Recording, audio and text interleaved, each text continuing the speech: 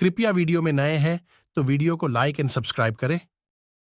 धृतराष्ट्र ने पूछा, संजय, युद्ध स्थल में भीमसेन के द्वारा जब कौरव सेनाएं भगा दी गईं, तब दुर्योधन, शकुनी विजयी वीरों में श्रेष्ठ कर्ण, मेरे अन्य योद्धा कृपाचार्य, कृतवर्मा, अश्वत्थामा अथवा दुःशासन ने क्या कहा? मैं पांडुनंदन भीमसेन का पराक्रम बड़ा अद्भुत मानता हूं कि उन्होंने अकेले ही सम्रांगण में मेरे समस्त योद्धाओं के साथ युद्ध किया। शत्रुसूदन राधापुत्र कर्ण ने भी अपनी प्रतिज्ञा के अनुसार सारा कार्य किया। संजय, वही समस्त कौरव योद्धाओं का कल्याणकारी आश्रय, कवच के समान संरक्षक, प्रतिष्ठा और जीवन की आशा था। अमित तेजस्वी कुंतीपुत्र भीमसेन के द्वारा अपनी सेना को भगाई गई देख अधिरथ और राधा के पुत्र कर्ण ने युद्ध में कौन सा पराक्रम किया? संजय, यह सब वृतांत मुझे बताओ, क्योंकि तुम कथा कहने में कुशल हो। संजय बोला, महाराज, प्रतापी सूतपुत्र ने अपराह्न काल में भीमसेन के देखते देखते समस्त सोमकों का संहार कर डाला। इसी प्रकार भीमसेन ने भी कौरवों की अत्यंत बलवती सेना को मार गिराया।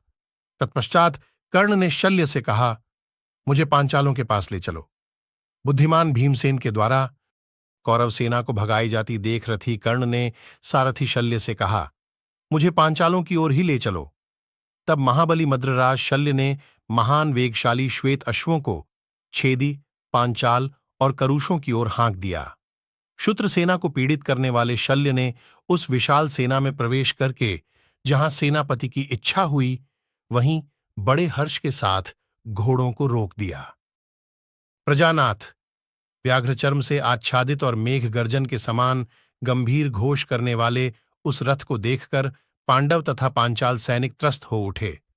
तदनंतर उस महायुद्ध में फटते हुए पर्वत और गरजते हुए मेघ के समान उसके रथ का गंभीर घोष प्रकट हुआ। तत्पश्चात कर्ण ने कान तक खींचकर छोड़े गए सैकड़ों तीखे बाणों द्वारा पांडव सेना के सैकड़ों और हजारों वीरों का संहार कर डाला। संग्राम में ऐसा पराक्रम प्रकट करने वाले उस अपराजित वीर को महाधनुर्धर पांडव महारथियों ने चारों ओर से घेर लिया।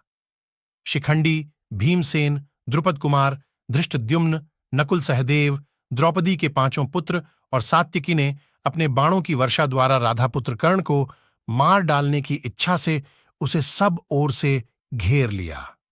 उस समय शूरवीर नरश्रेष्ठ सात्यकी ने रणभूमि में 20 पैने बाणों द्वारा कर्ण के गले की हंसली पर प्रहार किया।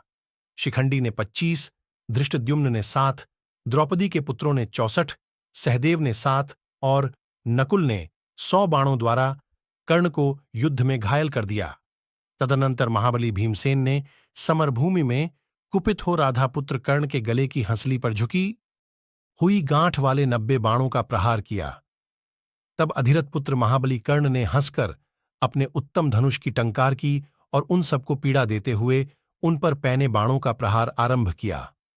भरत श्रेष्ठ, राधापुत्र कर्ण ने 5-5 बाणों से उन सबको घायल कर दिया। फिर सात्यकी का ध्वज और धनुष काटकर उनकी छाती में 9 बाणों का प्रहार किया। आर्य, तदनंतर क्रोध में भरे हुए कर्ण ने भीमसेन को 30 बाणों से घायल किया और एक भल्ल से सहदेव की ध्वजा काट डाली। इतना ही नहीं, शत्रुओं को संताप देने वाले कर्ण ने 3 बाणों से सहदेव के सारथी को भी मार डाला और पलक मारते मारते द्रौपदी के पुत्रों को रथहीन कर दिया। भरत श्रेष्ठ, वह अद्भुत सा कार्य हुआ। उसने झुकी हुई गांठ वाले बाणों से उन समस्त वीरों को युद्ध से विमुख करके पांचाल वीरों और चेदी देशीय महारथियों को मारना आरंभ किया। प्रजानाथ, समर में घायल होते हुए भी चेदी और मत्स्य देश के वीरों ने एकमात्र कर्ण पर धावा करके उसे बाण समूहों से ढक दिया। महारथी सूतपुत्र ने पैने बाणों से उन सबको घायल कर दिया। प्रजानाथ, समर में मारे जाते हुए छेदी और मत्स्य देश के वीर सिंह से डरे हुए मृगों के समान रणभूमि में कर्ण से भयभीत होकर भागने लगे। भारत महाराज, यह अद्भुत पराक्रम मैंने अपनी आंखों देखा था कि अकेले प्रतापी सूतपुत्र ने सम्रांगण में पूरी शक्ति लगाकर प्रयत्नपूर्वक युद्ध करने वाले पांडव पक्षीय धनुर्धर वीरों को अपने बाणों द्वारा रणभूमि में आगे बढ़ने से रोक दिया। भरतनंदन, वहां महामनस्वी कर्ण की फुर्ती देखकर चारणों सहित सिद्धगण और संपूर्ण देवता बहुत संतुष्ट हुए। धृतराष्ट्र के महाधनुर्धर पुत्र संपूर्ण धनुर्धरों तथा रथियों में श्रेष्ठ नरोत्तम कर्ण की भूरी भूरी प्रशंसा करने लगे। महाराज, जैसे ग्रीष्म ऋतु में अत्यंत प्रज्वलित हुई आग सूखे काठ एवं घास फूस को जला देती है, उसी प्रकार कर्ण शत्रुसेना को दग्ध करने लगा। कर्ण के द्वारा मारे जाते हुए पांडव सैनिक रणभूमि में उस महारथी वीर को देखते ही भयभीत हो जहां तहां से भागने लगे। कर्ण के धनुष से छूटे हुए तीखे बाणों द्वारा मारे जाने वाले पांचालों का महान आर्तनाद उस महासमर में गूंजने लगा। उस घोर शब्द से पांडवों की विशाल सेना भयभीत हो उठी। शत्रुओं के सभी सैनिक रणभूमि में एकमात्र कर्ण को ही सर्वश्रेष्ठ योद्धा मानने लगे। शत्रुसूदन राधापुत्र ने पुनः वहां अद्भुत पराक्रम प्रकट किया, जिससे समस्त पांडव योद्धा उसकी ओर आंख उठाकर देख भी नहीं सके। जैसे जल का महान प्रवाह किसी ऊंचे पर्वत से टकराकर कई धाराओं में बढ़ जाता है, उसी प्रकार पांडव सेना कर्ण के पास पहुंचकर तितर बितर हो जाती थी। राजन, सम्रांगण में धूम रहित अग्नि के समान प्रज्वलित होने वाला महाबाहु कर्ण भी पांडवों की विशाल सेना को दग्ध करता हुआ स्थिर भाव से खड़ा रहा। महाराज, वीर कर्ण ने बाणों द्वारा पांडव पक्ष के वीरों के मस्तक, कुंडल सहित कान तथा भुजाएं शीघ्रतापूर्वक काट डाली। राजन, योद्धाओं के व्रत का पालन करने वाले कर्ण ने हाथी दांत की बनी हुई मुंह वाले खड्गों, ध्वजों, शक्तियों, हाथियों, नाना प्रकार के रथों, पताकाओं, व्यजनों, धुरों, झुओं, जोतों और भांति भांति के पहियों के टुकड़े टुकड़े कर डाले। भारत, वहां कर्ण द्वारा मारे गए हाथियों और घोड़ों की लाशों से पृथ्वी पर चलना असंभव हो गया। रक्त और मांस की कींच जम गई। मरे हुए घोड़ों, पैदलों, रथों और हाथियों से पट जाने के कारण वहां की ऊंची नीची भूमि का कुछ पता नहीं लगता था। कर्ण का अस्त्र जब वेगपूर्वक बढ़ने लगा तो वहां बाणों से घोर अंधकार छा गया।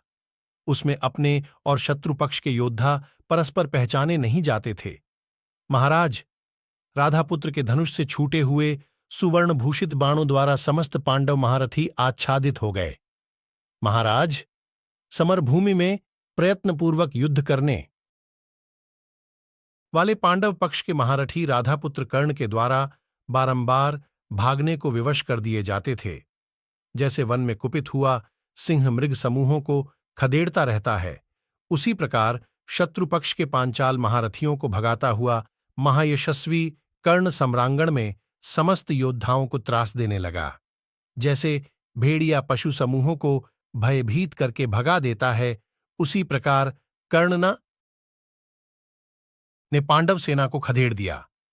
पांडव सेना को युद्ध से विमुख हुई देख आपके महाधनुर्धर पुत्र भीषण गर्जना करते हुए वहां आ पहुंचे। राजेंद्र, उस समय दुर्योधन को बड़ी प्रसन्नता हुई।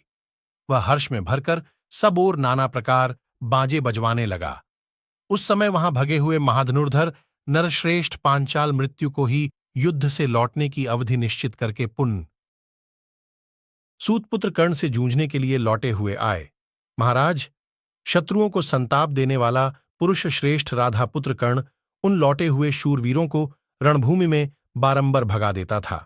भरतनंदन, कर्ण ने वहां बाणों द्वारा 20 पांचाल रथियों और 100 से भी अधिक छेदिदेशीय योद्धाओं को क्रोधपूर्वक मार डाला। भारत, उसने रथ की बैठकें सूनी कर दीं, घोड़ों की पीठें खाली कर दीं, हाथियों के पीठों और कंधों पर कोई मनुष्य नहीं रहने दिए और पैदलों को भी मार भगाया। इस प्रकार शत्रुओं को तपाने वाला कर्ण मध्याह्न काल के सूर्य की भांति तप रहा था। उस समय उसकी ओर देखना कठिन हो गया था। शूरवीर सूतपुत्र का शरीर काल और अंतक के समान सुशोभित हो रहा था। महाराज, इस प्रकार शत्रुसूदन महाधनुर्धर कर्ण शत्रुपक्ष के पैदल, घोड़े, रथ और हाथियों का संहार करके काल खड़ा हो, उसी प्रकार महाबली महारथी कर्ण सोमकों का विनाश करके युद्धभूमि में अकेला ही डटा रहा।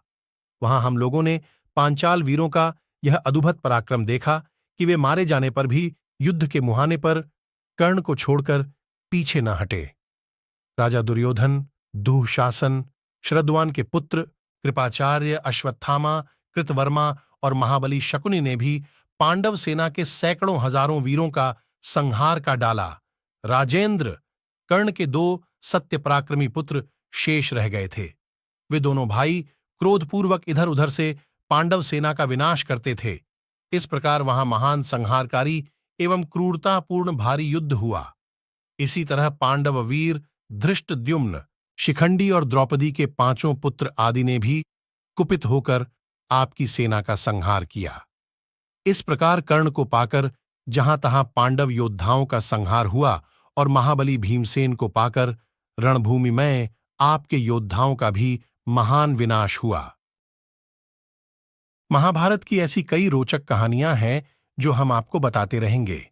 हमसे जुड़े रहने के लिए हमारे चैनल को सब्सक्राइब कीजिए। आपका बहुत बहुत धन्यवाद।